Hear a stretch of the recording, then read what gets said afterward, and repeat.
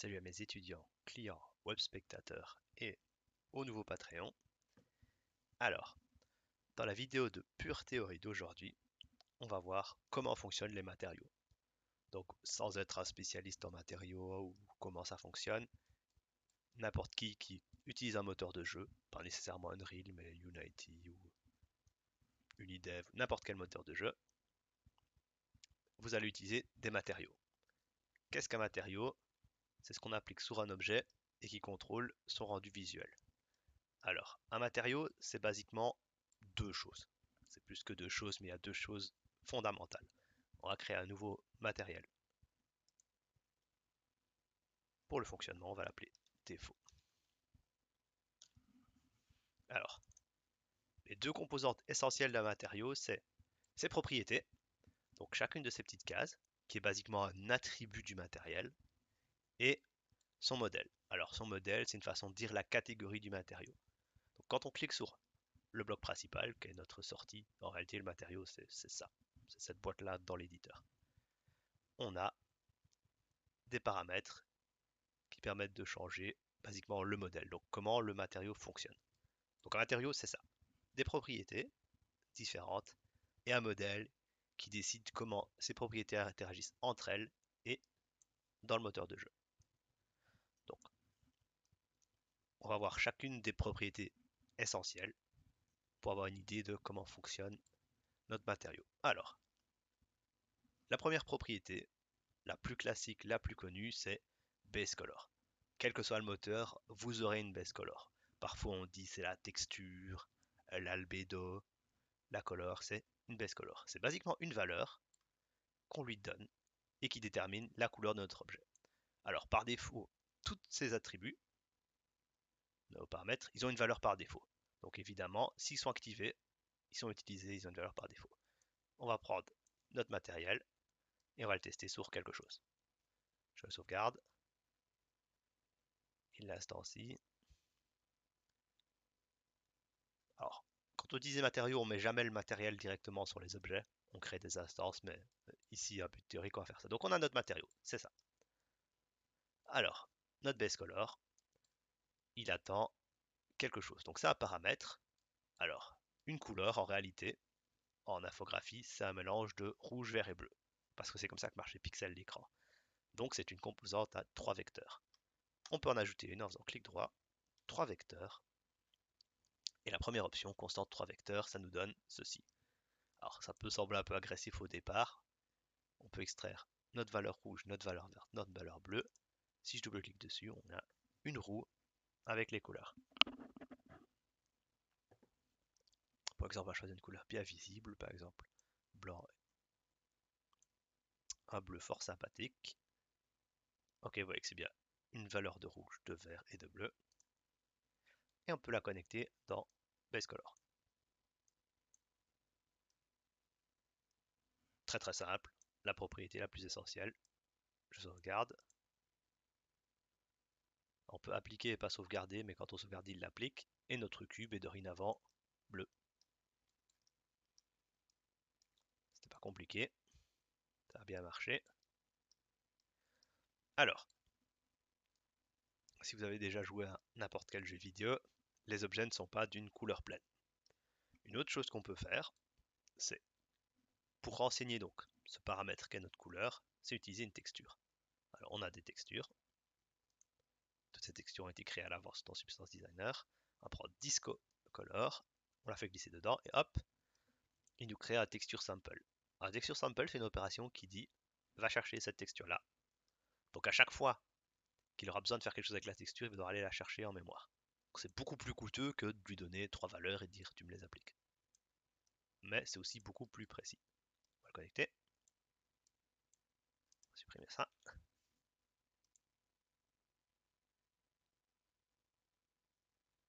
Et on peut voir sur notre boîte, on peut contrôler l'aperçu ici, que il a appliqué notre texture. Alors, quels critères il a utilisé pour appliquer cette texture? Basiquement, il a utilisé le dépliage UV de la texture. Donc le cube d'Unreal, il fait 1 sur 1, il prend sa texture et il la disperse de 1 sur 1, comme vous déplieriez un objet 3D.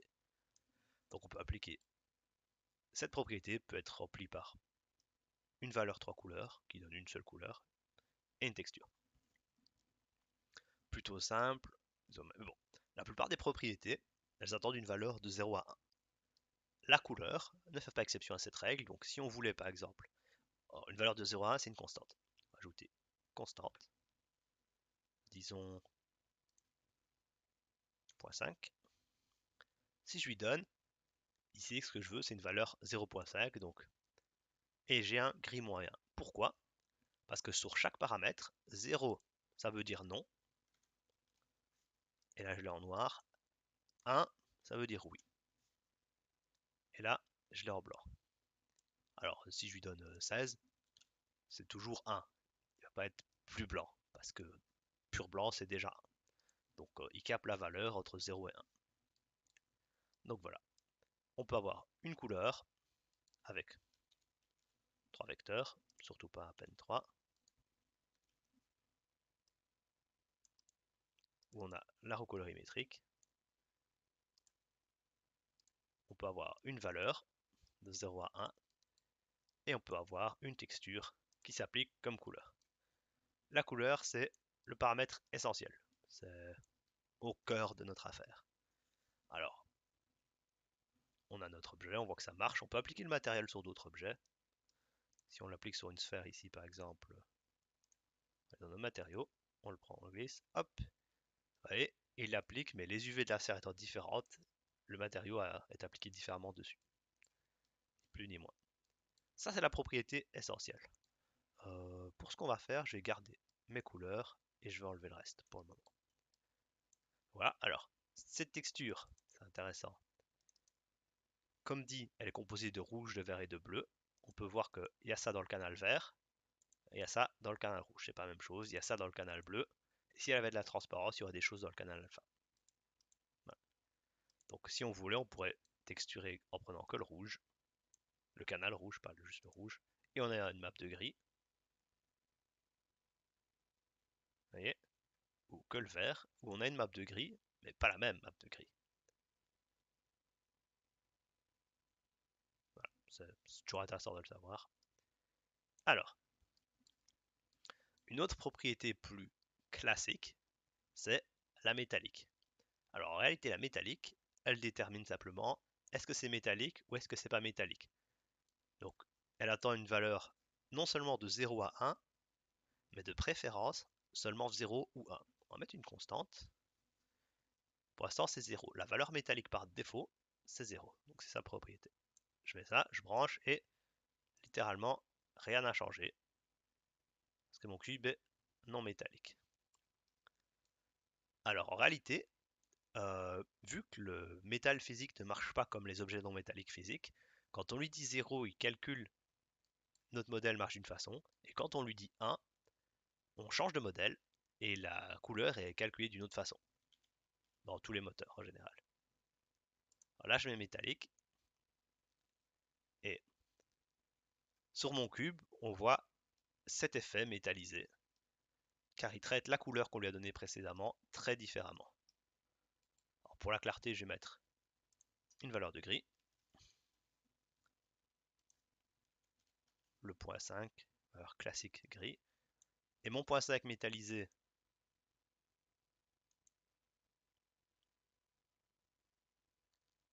il fait très métal, vous voyez, on a une réflexion, on a des choses, alors que mon point 5 non métallisé, donc ma valeur métallique, je la repasse à 0.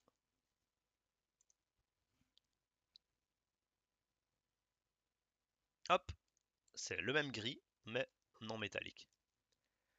Alors, je vous expliquais qu'on ne met pas de valeur entre 0 et 1, seulement 0 ou 1. En réalité, il y a des cas d'exception où si par exemple on a de la peinture sur du métal, on peut mettre des quasi-valeurs. Donc 0.1 si c'est des paillettes métalliques, 0.9 si le métal est légèrement recouvert. Mais en général, vous voulez avoir 0 ou 1 comme métal. Pour l'instant, on a fini avec ça. On va rebrancher ça. Donc voilà, la métallique, c'est basiquement deux modèles qui coexistent et qui sont choisis selon le paramètre que vous avez en avance. Donc on ne change pas ce qui est métallique à la volée, de préférence. Alors, la spécular, on l'utilise quasiment jamais. Donc c'est pas des paramètres basiques. À une époque, beaucoup des jeux étaient conçus avec la spécular, donc basiquement la lumière émise par les objets était mélangée à une lumière générale du niveau. Vu qu'on travaille dans un modèle physique, PVR le plus proche possible, on n'utilisera presque pas la spécular. Bien qu'il y a encore quelques effets de spécular qui servent, mais pas de base. Alors, la roughness, c'est basiquement à quel point un objet est mat ou brillant. Alors par défaut, c'est 0,5, donc il n'y a rien. On a notre cube disco non métallique, on va l'appliquer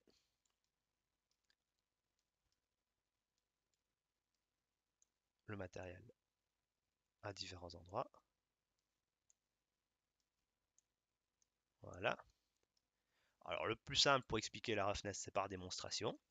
Donc par défaut, c'est 0,5, c'est la moitié. On va prendre une valeur 0 et on va la brancher dans notre roughness. On va dire OK.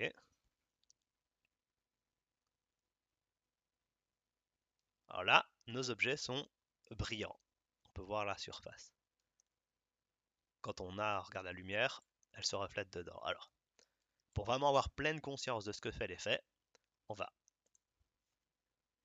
copier notre défaut. Avant de le copier, on va choisir une couleur. Ce sera plus simple.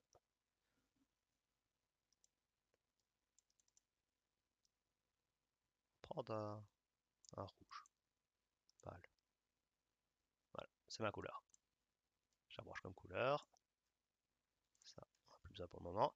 Donc là, on a une roughness de 0. Ça veut dire brillant.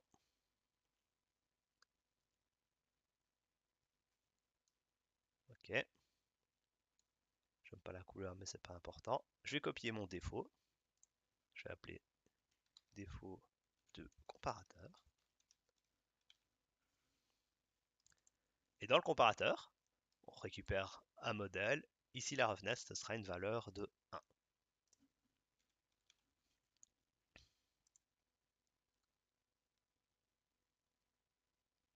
Pourquoi j'ai fait ça? Je vais prendre comparateur et je vais le mettre sur un des deux cubes et une des deux sphères.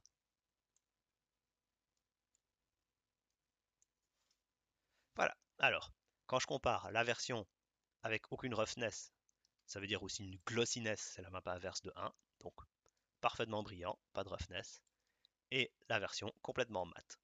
On peut voir que les autres valeurs sont les mêmes, mais ici, il y a comme un aplatissement de la lumière reçue par l'objet. C'est un effet de microsurface. On peut voir ça encore mieux sur la sphère. Voilà, on a en toute une brillance, alors que là, on a vraiment, c'est très très mat. C'est basiquement ça que fait la roughness. Alors, contrairement à la metalness, la roughness c'est une valeur calculée au moteur physique qui ne change pas le modèle. Donc, elle peut être n'importe quelle valeur entre 0 et 1. Si je mets 0.8, j'ai un peu moins rough. Si je mets 0.2, j'ai plus brillant, mais par exemple, pas entièrement brillant. Ça a un brillant différent de celui-là. Je peux même mettre 0.4. Ça donne encore un brillant, encore différent. Alors, la plupart des objets, des matériaux dans la vie réelle, ont une valeur de couleur précise que vous pouvez retrouver, une référence, et une valeur de roughness. Donc si par exemple vous faites des joyaux en argent, vous pouvez aller chercher en ligne tel type d'argent à telle valeur de couleur, telle valeur de roughness. Et faire quelque chose de au plus réaliste possible. Donc là on a basiquement couvert comment marcher trois de nos propriétés et notre modèle de base. Alors le modèle de base, il y a des choses permises et des choses pas permises. Vous dites pourquoi pas faire juste un modèle de base où tout est permis.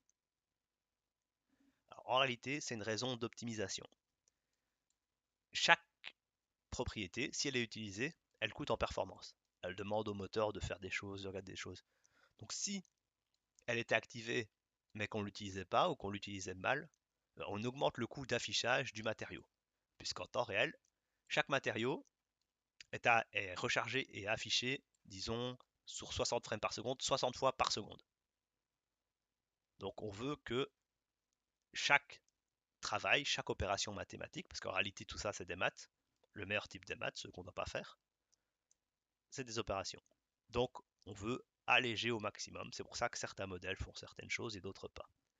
On va bientôt changer de modèle d'ailleurs. Alors, dans nos propriétés qu'on passe dessus, l'anisotropie, c'est basiquement à quel point la lumière est étirée sur un axe tangent à la surface. Quand vous voyez une boule de Noël, parfois la ligne elle est étirée sur la courbe au lieu de faire quelque chose de naturel. C'est l'anisotropie. C'est quelque chose qui n'est pas basique, mais qui est utile de connaître. Donc on va le passer.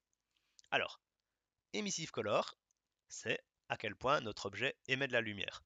Donc je prends ma sphère ici, dans défaut 2, je vais retourner dans défaut 1, et enlever la roughness, comme ça revient à une valeur par défaut. Si je prends ma couleur, je peux aussi la rendre émissive. Imaginons c'est une lampe. J'ai branché ça dans Base Color et dans émissive, et maintenant il émet cette couleur-là. C'est utile si par exemple je veux faire une lampe. Sauf que quand je regarde une lampe allumée, j'ai pas une métallique, une roughness, toutes ces options que je vais pas utiliser. Donc ce qu'on va faire, c'est changer de modèle. Donc on va créer un nouveau matériau. On va appeler ça modèle émissif pour la simplicité. Et vous allez voir quelque chose de chouette. Mieux que ça, on va dupliquer celui qu'on a là ici, sur lequel on travaille. Donc on le sauvegarde, duplicate, on va appeler ça modèle émissif. Alors ici, on va laisser d'espace vide. On est dans notre modèle émissif. Alors ce qu'on voudrait, c'est faire un matériau qui va émettre une couleur orange un peu plus chaude. Donc je vais choisir mon orange. Je l'ai branché, mais je voudrais que ça brille plus. Alors, ça on n'a plus besoin. Pour ça, on voudrait par exemple que, pour que ça brille plus, il faudrait une valeur. Mais notre couleur, même si on la multiplie par, j'ai fait un petite étoile, ça me donne le non multiply, disons par 10. Alors si vous multipliez par 0, ça devient du noir. Je branche et ça ne change rien. Alors que si ma couleur de base c'est la même, mais que je multiplie ma couleur par 10 dans l'émissive, là, bam, pleinement émissif. On va pousser la valeur au maximum pour être sûr du concept. On va mettre 20. Et voilà. Alors là, on a tous ces paramètres qui vont être calculés, pris en compte avec des valeurs par défaut, mais ce qu'on veut, c'est juste un matériel brillant. Donc plutôt que d'avoir à payer toute la complexité de ça, on va cliquer sur notre modèle et on va aller dans les paramètres. C'est le premier changement. Alors, c'est bien opaque. Par contre, shading model, donc comment l'objet est ombragé et illuminé, au lieu de default lit, on va mettre unlit. Alors, vous pouvez voir qu'ils sont dans un certain ordre. C'est basiquement à peu près à quel point c'est coûteux. En tout cas au début. Donc unlit, c'est le moins coûteux. Ça veut dire le matériel ne reçoit pas de lumière. Alors, on peut voir qu'on a perdu base color. On peut voir qu'on a perdu métallique. Ils ont été grisés, donc on peut les enlever. Et j'ai fait CTRL-clic, voilà. Là, je n'ai plus que emissive color qui contrôle la couleur émissive. Alors, world position offset, c'est à quel point le matériau prend les points et les décale par rapport à où ils sont. Donc, ça attend une map de noir et de blanc, mais on l'utilisera pas, c'est pas très simple. Pixel depth offset fait la même chose, mais à peu près avec la profondeur du pixel. Donc voilà, donc en vrai, on n'a que emissive color et notre voleur. On peut changer la couleur, mettre du vert. Voilà, on va mettre du jaune parce que je préfère. Mais... Et une valeur qui décrit l'intensité. Alors comme premier, je voulais 0. On n'émet plus. On est encore noir. On va mettre 30 et on va avoir quelque chose de très émissif. Sauvegarder ça. Et on peut le placer dans le monde. Par exemple, tac, tac. Hop là, voilà. Et on peut voir que ça émet notre lumière. Alors, pour les gens qui vont utiliser le matériel après, dans le comparateur, on va remettre la roughness à 0.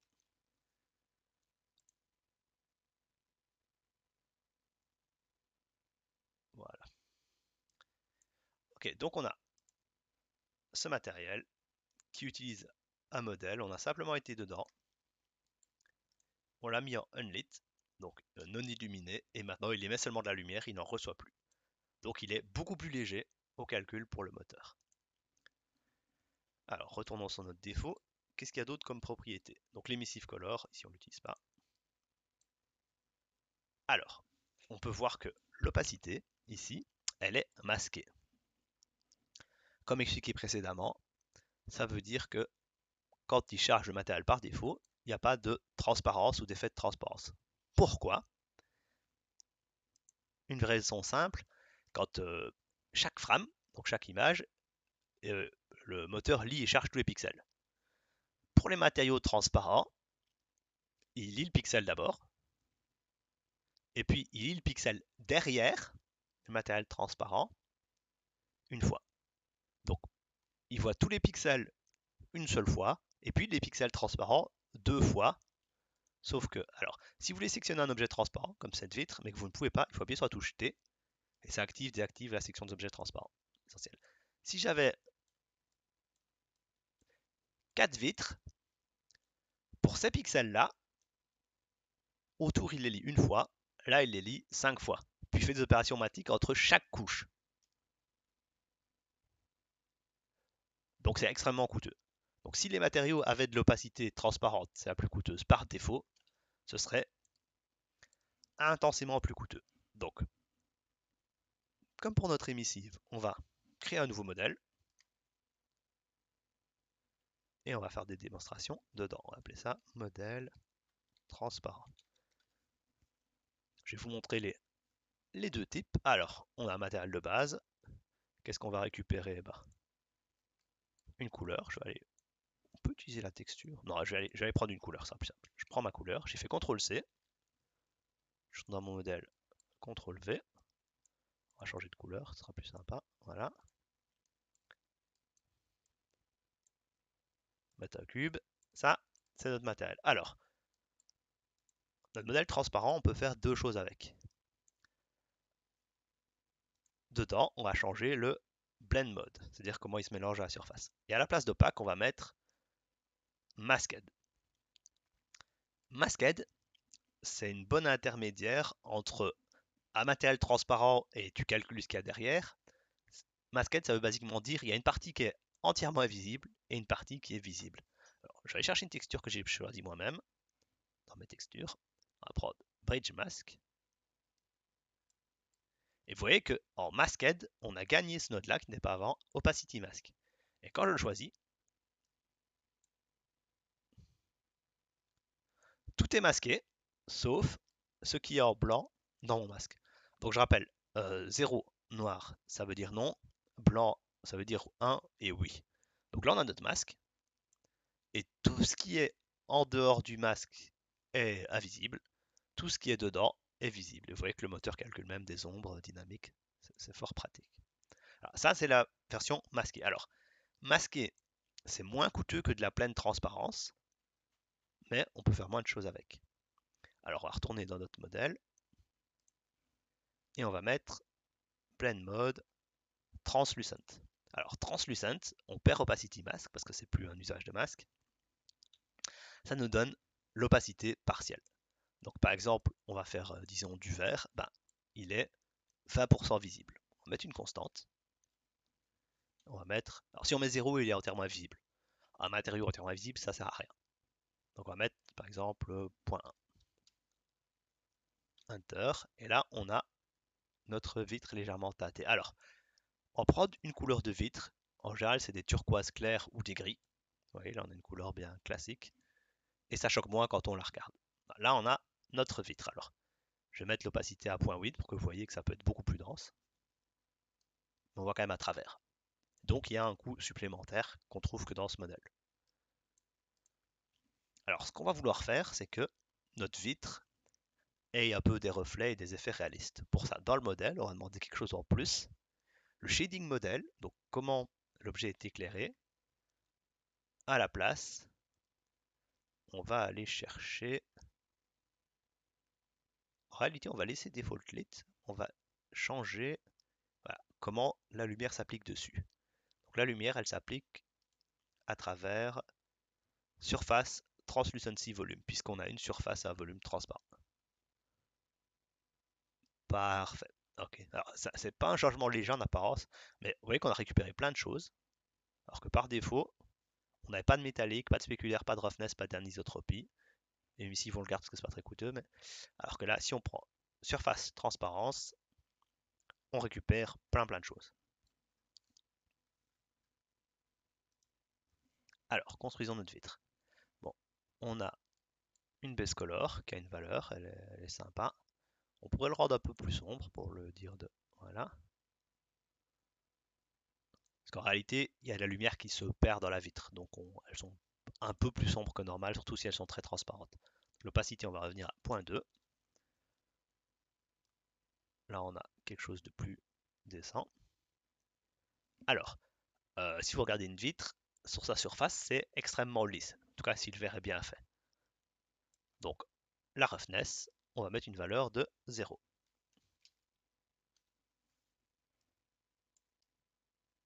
Ok, ça commence à être bien. On a une couleur, une base, une roughness. On peut déjà sauvegarder.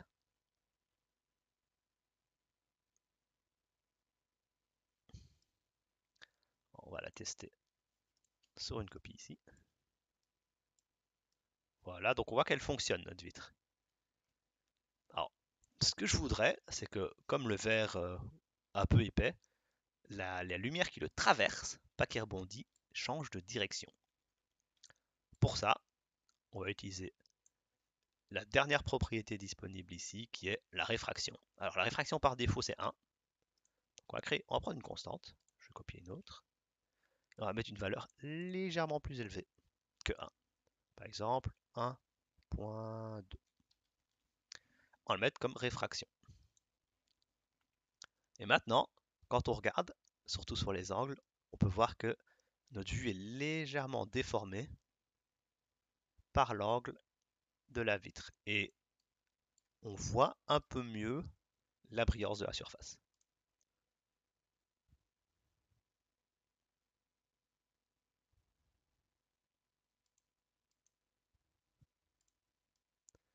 Voilà, notre vitre dans l'application qui déforme légèrement ce qu'on voit à travers. Alors évidemment, c'est pas parfait, mais on peut voir à travers la teinte et la déformation qu'on ne regarde pas juste à travers un rectangle vide. On a bel et bien une vitre.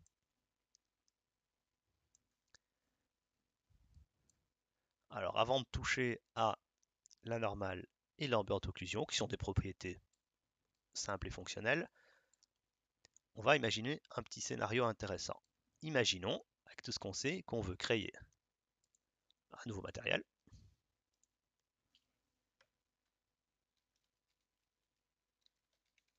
qui est partiellement métallique à certains endroits, non métallique à d'autres, mais en plus, les parties non métalliques, elles sont mates, et les parties métalliques, elles sont brillantes. Alors, on va créer nos constantes de base, donc une valeur de 0.5 en base color, et puis on va utiliser que les outils qu'on a vus jusque-là pour faire ça. Ça, c'est notre matériel. On va mettre un cube. Voilà. Alors, on veut qu'une partie soit métallique et une partie non métallique. Pour ça, je vais faire CTRL espace. On a des masques.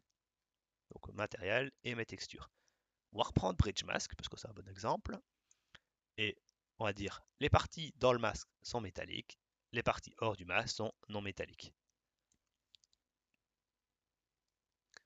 Alors ça marche tout de suite, on comprend directement.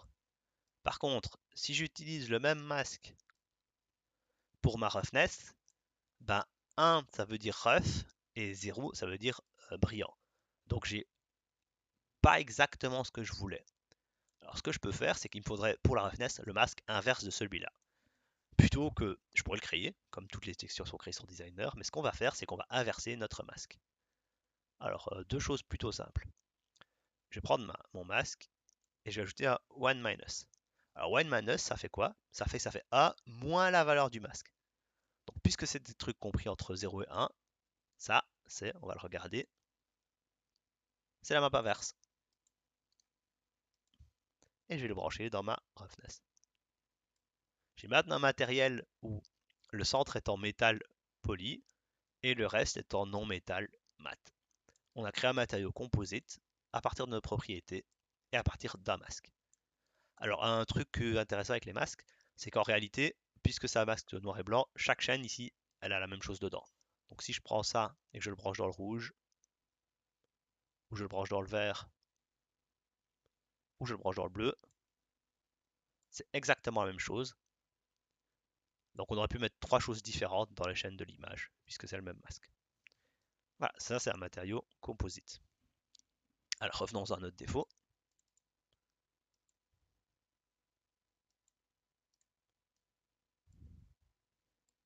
Actuellement, je sais ce qu'on va faire d'intéressant. On va faire de l'or pour montrer un bon usage de la normale. Alors ça c'est ma couleur métallique et mon métal c'est 1.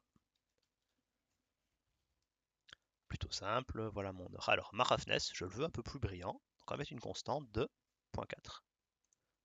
0 ça marche bien, on va essayer 0.3. Ah, ça c'est pas mal du tout. Ça c'est mon or. Donc considérablement mon or c'est cette valeur, 0.3 de roughness, 1 de métallique. Donc pleinement métallique, 30% rough et cette couleur orange. Le noir au fond, c'est normal, c'est un ombrage automatique du moteur. Ça donne un bon effet de profondeur. Alors, que fait une normale? Alors, on va faire apparaître une normale pour la démonstration. Ici, une normale, c'est une map qui contient des informations sur, par pixel, dans quelle direction rediriger les rayons de lumière qui rebondissent sur l'objet, selon les sources. Donc, je vais aller dessus pour vous montrer. L'important dans une normale, c'est ce qu'il y a dans la map rouge, ici, et dans la map verte. Mais la map bleue, ici, elle n'est pas accessible. Pourquoi? Parce qu'en fait, quand on lui a donné, le moteur savait que c'était une normale, donc il l'a déjà automatiquement paramétré comme une normale. Dans la map bleue, il y a une valeur de 1. C'est pour ça que toutes les maps, à peu près 1, toutes les maps normales ont cet effet un peu bleu-mauve comme ça, parce que c'est une valeur de 1 dans la troisième valeur. Et c'est comme ça que le moteur, il la voit, il fait « Ah, c'est une normale ». Et en réalité, le moteur lui-même fait des opérations dessus avant qu'on l'utilise, en sachant que c'est une normale. Si on mettait quelque chose dans la chaîne bleue pour gagner de l'espace, puisque c'est censé être 1, bah, il faudrait qu'on redise au moteur nous-mêmes, ah, fais ces opérations classiques que tu ferais sur une normale. Basiquement, multiplier chaque vecteur par 2. Enfin, c'est technique. L'intérêt d'une normale, c'est que chacune de ces couleurs, donc bleu, en rouge et en vert, indique une direction, on le branche, et là, bam, on obtient cet effet très intense de relief. Alors en réalité, ça change juste la direction dans laquelle la lumière rebondit dessus. Si on regarde exactement sur le bord, il n'y a pas vraiment de profondeur. C'est littéralement un effet de surface. Mais quand on le regarde de face, c'est extrêmement convaincant. C'est ça que fait une normale. Donc voilà. La normale, c'est un format particulier. Enfin, vous utilisez les formats d'image normaux, mais c'est considéré particulièrement comme le moteur, comme une normale, car il convertit les couleurs de pixels en vecteurs qu'il utilise pour déformer la lumière à l'arrivée. C'est ça que fait une normale. Alors, une normale, ça attend toujours du RVB. Donc si vous lui donnez une constante, il va pas être content. Alors là, voilà, là, il fait quelque chose avec. À une époque, ça ne se faisait même pas, mais c'est pas ce qu'il attend, donc il n'est pas content. Donc, vous pouvez vous-même créer une normale. Alors c'est une constante à 3 vecteurs, du coup. Si je crée 3 vecteurs, x, y et z, c'est 1. J'ai la couleur de fond, mais en réalité, vu que c'est pas les bons vecteurs, ça peut me créer des erreurs de calcul. Parce que je ne peux pas vraiment remplir x et y, parce que c'est des valeurs qui dépasseraient 1. Enfin voilà, c'est de la théorie. Mais voilà, la normale ajoute ce faux effet de relief. On va le couper, mais pas l'enlever. Donc voilà, on retrouve notre ressort normal. Et on va voir la dernière propriété, l'ambient occlusion. Alors, avant, il y a tangente, de nouveau quelque chose de technique par rapport à l'anisotropie, mais on va pas utiliser. Wall position offset, donc qui décale les pixels sur une texture en hauteur. Subsurface color, c'est la couleur en dessous de la surface. Par exemple, si vous faites un shader de peau, c'est un autre modèle, il y en a déjà préparé par Unreal pour nous, ce serait la couleur qui est quand le soleil donne à travers la peau et ressort de l'autre côté, en dessous de la surface. Custom data 0 et 1, j'ai aucune idée de ce que c'est, donc on l'utilisera pas, c'est pas basique. Et on arrive à l'ambiante occlusion. Alors, l'occlusion ambiante, c'est un faux effet, un peu comme la normale, qui se dit dans un objet, quand deux parts de l'objet sont proches l'une de l'autre, il y a évidemment une ombre qui se génère entre les deux. Donc basiquement, l'ambiante occlusion, c'est l'ombre de proximité au sein d'un objet. Alors si on a un objet un peu complexe, on peut avoir préparé à l'avance cette ombre de proximité. Alors moi j'ai déjà créé une ambiante occlusion ici. Vous pouvez reconnaître que c'est le même motif que l'autre. Si je la branche dans mon ambiante occlusion, ah ben là, ça nous donne pas grand chose malheureusement. Alors, on pourrait la booster. Ce que je vais faire, c'est que je vais essayer de voir si je peux la voir dans le monde. On l'aura peut-être pas, simplement.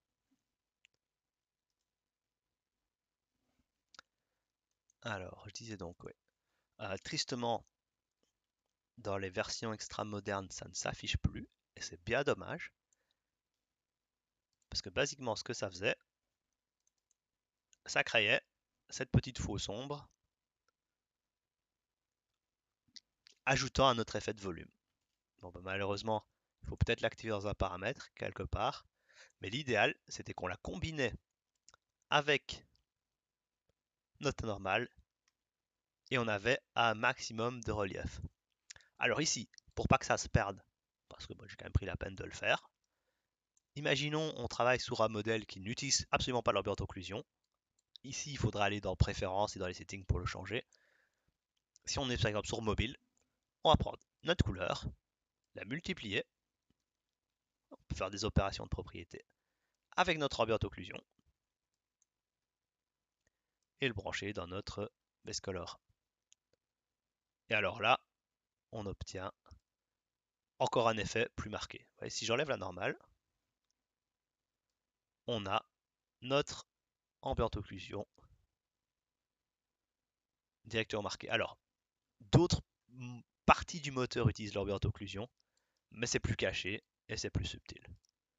Parce que ça donne avec juste notre ambiante. On a vu ce que ça donne avec juste notre normale. J'aurais pas dû l'enlever. On va la remettre.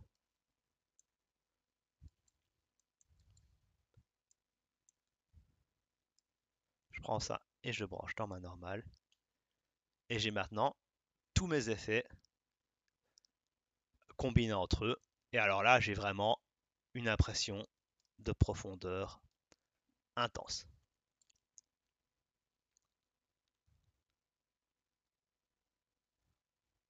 Donc voilà.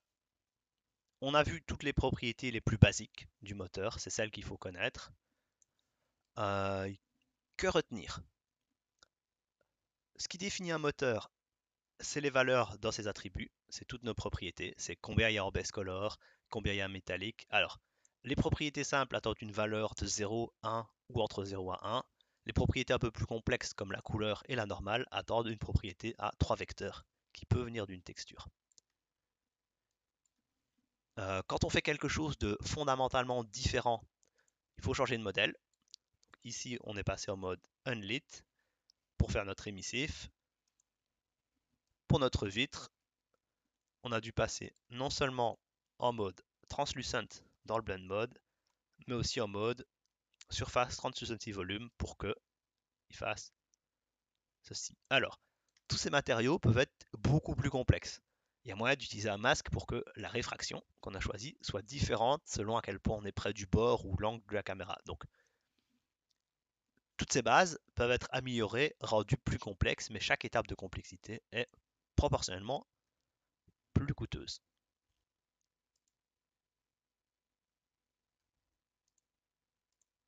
On va regarder si on a mis tous nos matériels dans notre scène. On a notre or, on a notre matériel brillant. On a donné matériel mat. Alors ça, c'est le matériel par défaut. Un dernier truc amusant sur la complexité. Je vais enlever ça. Et je vais enlever celle-ci que j'ai créée moi-même après. On a notre vitre. Notre matériel émissif, donc le modèle où on a tout enlevé sauf l'émissive. Un matériel par défaut du moteur. Et notre vitre.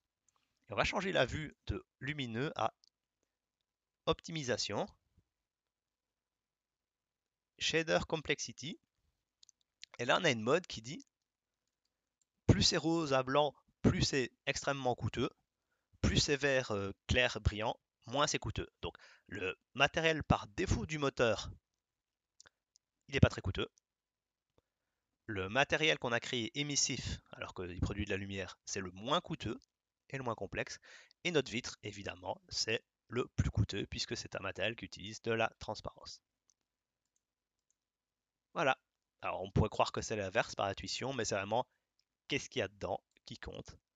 Et on a notre petite scène.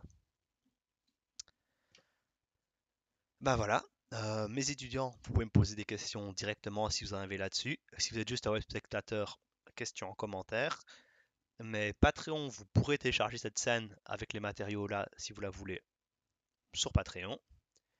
Et sinon, si vous faites un cours par exemple sur une plateforme, la suite plus avancée se trouve sur la plateforme.